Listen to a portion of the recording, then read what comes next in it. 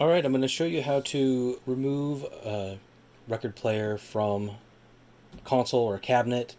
The main two things that you want to worry about are electrical connections and mechanical connections.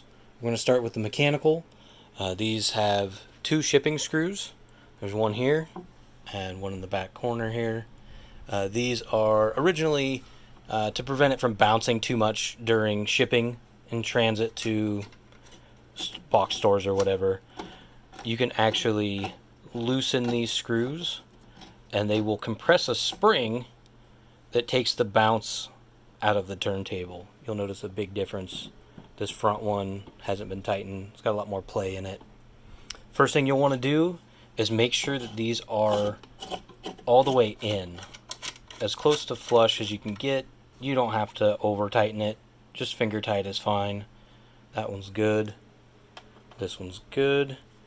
And then we're going to flip this on its side to see the bottom, because underneath that there are the end of these screws. There are these metal clips. And what you're going to want to do is, typically from the top, you'll put some light pressure on here to compress the springs and get that to stick out a little bit further. It's going to be a little tricky with the camera here, but I'm going to rotate this, make it a little easier for me. And I'm going to try to pull this in and flip that. It rotates 90 degrees, so then it will stick through the hole, and you can pull this out the top.